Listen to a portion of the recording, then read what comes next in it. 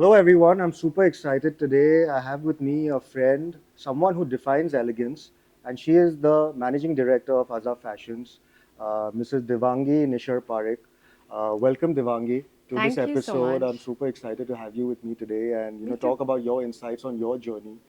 It's been an incredible journey, I must say. And first of all, kudos to you in the Thank entire you. journey which you've done. So to begin with, Devangi, I want to know a little bit insights on your early life.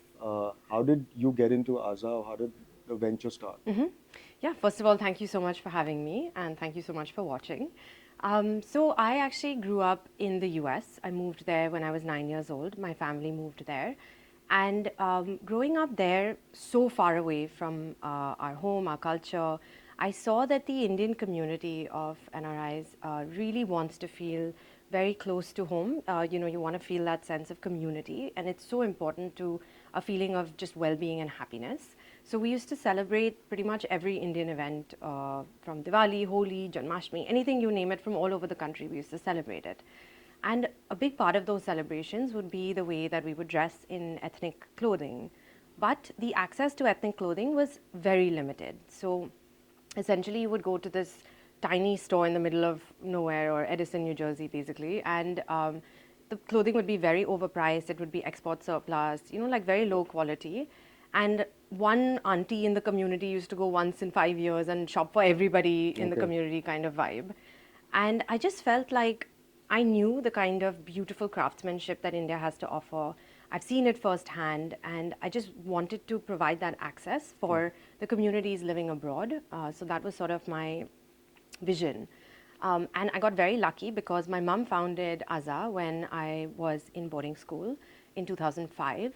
And she basically had this vision to completely revolutionize the way that luxury works in India. Right. So it was highly unapproachable, even if you have the kind of the money to spend, or if you had the vision for yourself, that I just want to look beautiful, I want a special, I have a special occasion that I want to celebrate.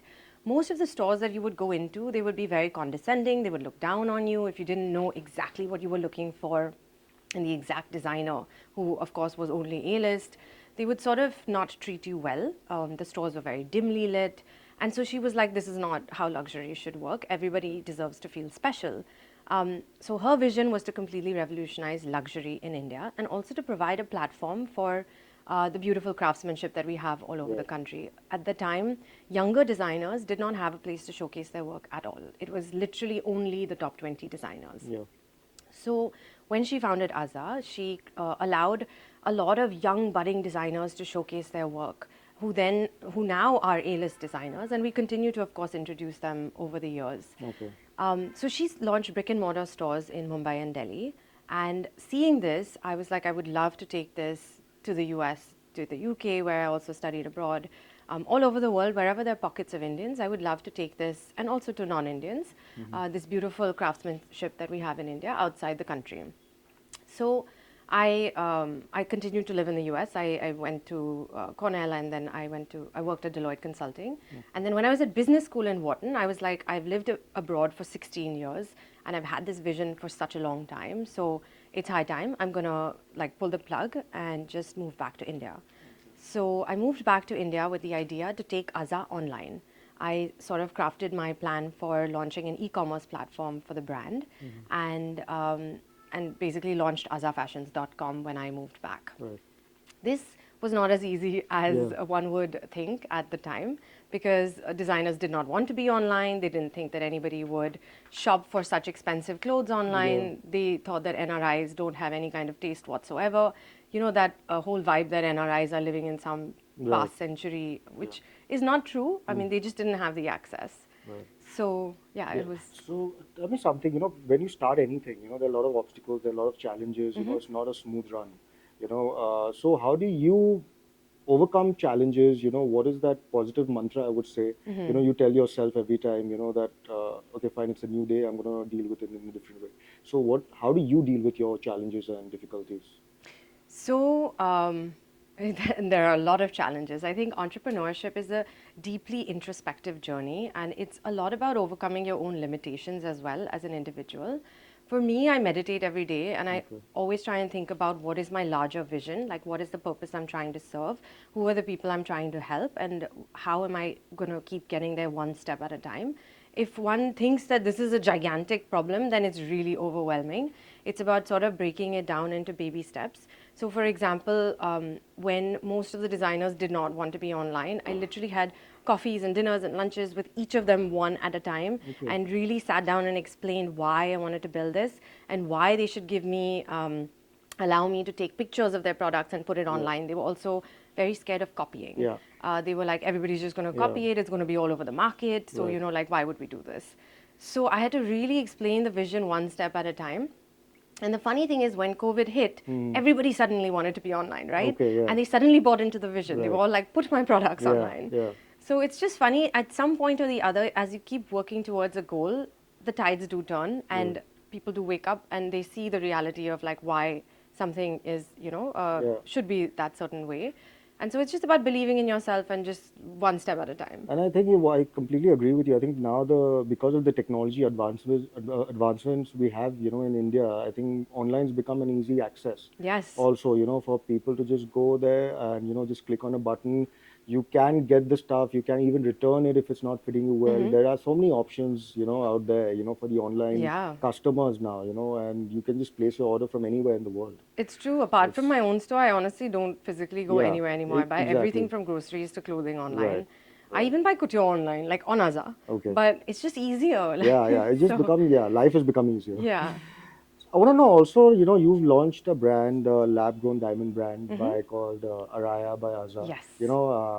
Tell me a little bit on that. What was your vision getting into a totally different space? Yeah, so basically, what we have always aspired to do with Azza is that, everybody, we believe that you are beautiful already as you are. Right. And in order for you to, elevate that feeling or get that feeling of confidence, we just want to help you on that journey, right? So if you have a special event, whether that special event is just having a cup of coffee in the morning and just like looking pretty in a dress Yeah. that makes you happy or a pant set that makes you happy, or it's your wedding or whatever it is, you should have that access to something that makes you feel elevated and happy and confident, right?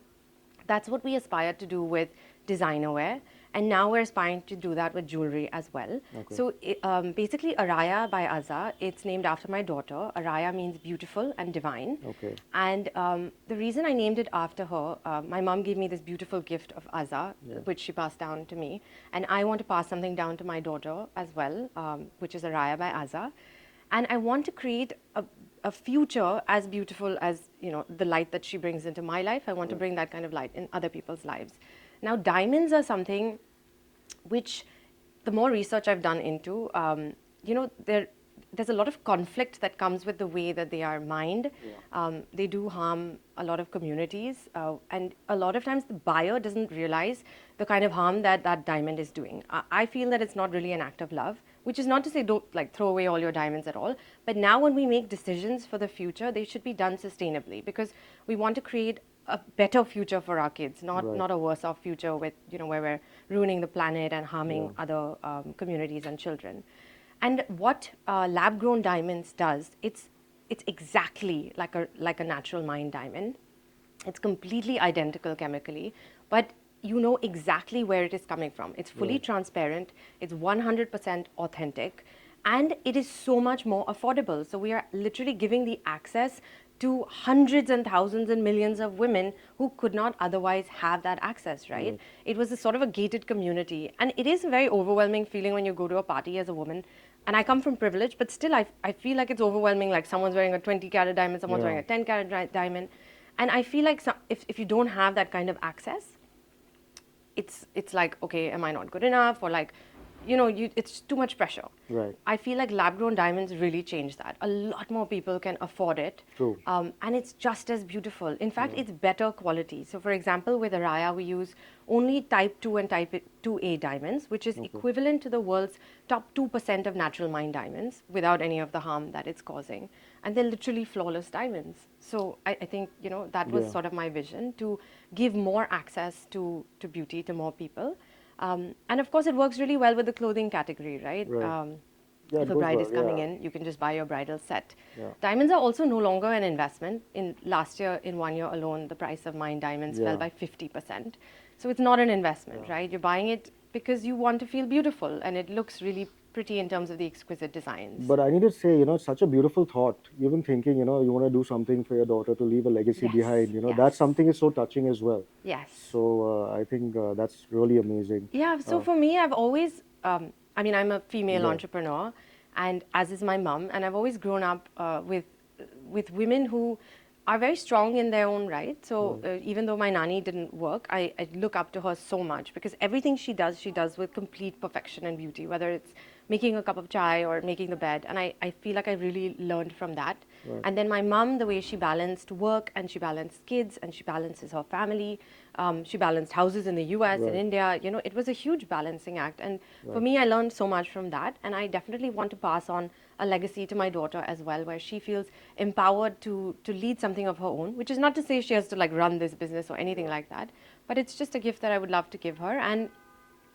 also to tell her that, she means so much to me, kind of thing. Well, I think that's really adorable. I want to ask you also, your vision forward, Devangi. I know that you're expanding Aza into various cities, Yes. but I want to know, like, what is the thought process which goes behind, to find the right kind of a market fit? Where do you feel that, that this brand would do well in this city, per se. So, how do you do that, and where do I see you probably 5 or 10 years down the line with the brand? Yeah. So we do a lot of research before we launch in a new city. Last year, although because we have it's a small, with luxury, you can't just have like 200 stores, right? Yeah. It's not a great fit for every Right. single type of market. So it's important to do the right kind of research before entering a market. There's certain markets which can hold a lot, which have significantly more demand, such as Delhi, for Yeah. example. Now we have 4 stores in Delhi. We have 3 in Mumbai, and last year we launched in multiple cities from Ahmedabad, Kolkata, Hyderabad, and this year in Surat as well. Okay. These are all really great markets where we have done trunk shows and pop-ups. Okay. We have assessed what is the market demand, how are people reacting to our product, as well as, of course, we have this e-commerce platform which gives us great data, Right. and in order to understand which are the markets that could support the kind of product that we have to offer. 50% of our revenue actually comes from online, and Okay. of that, 70% comes from outside India. So there are so many markets, even outside India, which was actually my original vision with Right. the e-commerce platform. And even there, we are evaluating whether it makes sense to have a physical presence in terms of stores. Okay. Currently, we do a lot of trunk shows and pop-ups outside the country. And I also enjoy going there because I can physically connect to the customers and understand, like why they buy our product and Okay. what exactly they're looking for, how we can evolve and provide a better customer solution. But to answer your question, definitely we are expanding both online and offline. I think the US is a huge market, which we are Yeah. quite tapped into, but there's a lot of potential to grow further. And even within India, we're exploring various cities and even an additional store in the cities where we are already present. That's wonderful. Yeah, it's so inspiring that and that also you're doing it so quickly. At a fast pace. You're understanding the market. It's not easy. To set up something totally new in a totally different city which you probably don't know. So to start everything from scratch, it's a tough thing, and you're doing it so well. So Thank you. kudos to you I for feel that. like it's, when you're passionate about something and you Yeah. love what you do, it doesn't feel like work. So it just feels like second nature. Like Right. it just all blends together. I feel like I'm always working, but it's not really working at all. I'm just playing. Right. Also, I want to know, if a lot of youngsters today, especially the youth of our country, the women entrepreneurs, Yes. who are housewives probably, and they want to do something, start with a startup, they want to do something out there, they're looking for some certain kind of guidance or tips, from successful entrepreneurs such as yourself. What would you like to tell them? Trust yourself, have faith in yourself, be authentic and genuine and grounded, and trust your instinct. I think I have learned over the years that there are masculine styles of leadership and there are feminine styles of leadership. And as a female entrepreneur, I had a lot of insecurity because there aren't that many of them to look up to and to sort of Yeah. get advice from, even. I felt very pushed towards the masculine style of leadership, where I felt like I had to behave a certain way and sort of interact with even the people within my team in a much more hard, analytical, specific style, so that they would take me seriously. But that's actually not required at all, and I started feeling very inauthentic in the process of doing that, and I actually felt like it was hurting the progress of my progress rather than helping me identify. So with women, we're naturally and this is not to say like, oh, you know, like men should be a certain way, women should be a certain way at all, but women have great skills in terms of being more maternal, taking care of the people that we are responsible for.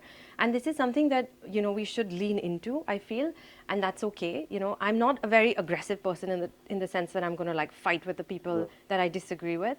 I would, in a deal, for example, or in a when we're signing a contract, I would love for both parties to get to win. Yeah. And so I have learned very slowly to lean into that feminine style of leadership. And I feel like it's helped me connect with the people that I lead as well, to run a better team. And I feel like it's a nurturing style of leadership. And I highly recommend that, you know, female entrepreneurs identify what is their style of leadership authentically and lean into that, rather than feeling pressured to behave a certain way just because the rest of society is behaving that way. I think that's a very nice message also, especially coming from you. So, it really inspires all the women out there, so thank you for that lovely message. Now it comes to my fun rapid fire round. It's Okay. just to know you a little more personally. Yes. And what are the likes and dislikes which you have in life, a quick answers. Yes. So, to begin with, I'll start with, what's your favorite holiday destination where you can probably unwind 7 days a week? I'm not much of an unwinder, to be honest. I'm sort of like, I miss working if I'm not working. Okay. But Paris, I would say, I love Paris. Okay. There's just some magic in that city. There's like just love in the air, and I just love it. Okay. Suppose you have a stressful day. Yes. What's the kind of music you turn to? In terms of the genre of music you like, or any kind of favorite track you have. My children singing. Oh, wow. I love it. So I think, children are the biggest stress busters. Hanging out with them is like my form of stress busting. Okay. But otherwise, it would be just silence. I love silence, and some, or maybe some light meditation music. Right. That's another way that I decompress. Okay. It can be international or Bollywood. Which celebrity you think would wear one of your dresses really well? Or probably stand out? All of them. Okay. If you have to pick one. So I would love to dress Kate Middleton. Oh, okay. Yeah. Wow. That's a different name. I didn't expect. Yeah, Okay. and she's just so elegant, Right. and I love her style, Right. and it would be just so amazing to dress somebody like that. So, what is your current favorite read besides the bedtime stories that you read to your kids? Yeah, so I'm a very avid reader. I really enjoy reading. I read mostly nonfiction, but also a lot of fiction.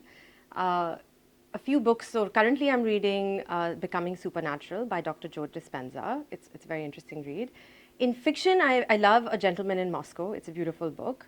And one of my favorite nonfiction books is "The Everyday Hero Manifesto" by Robin Sharma. Okay. It's a very inspiring read for leaders and entrepreneurs. You have to be very honest with this when I'm going to ask you this question. Okay. Is, if you have to rate yourself, Okay.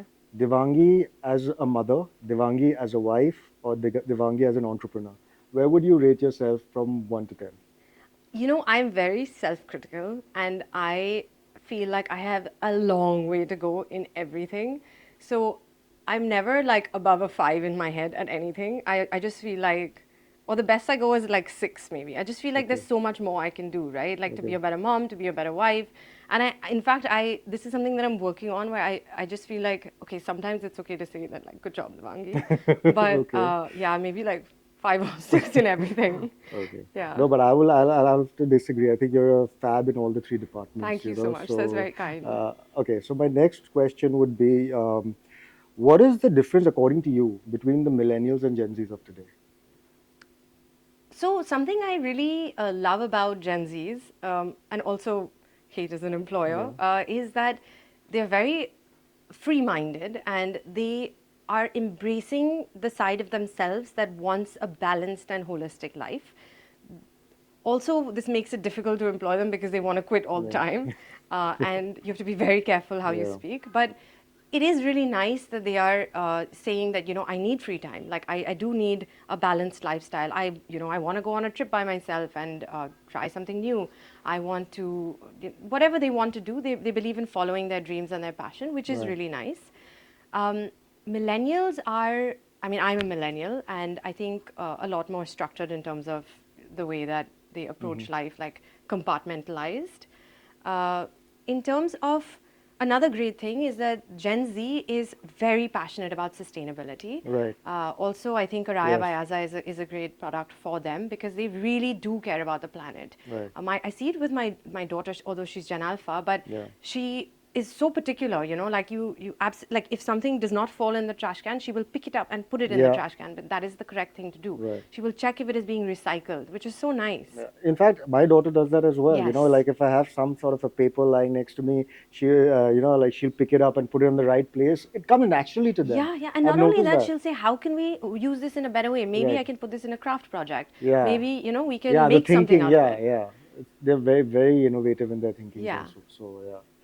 So great. So that comes to an end of the rapid fire round. Thank you so much, Devangi, for giving the time to do this podcast with me. It was such a pleasure to know you personally, to know your brand, and wishing you all the best for all your future endeavors.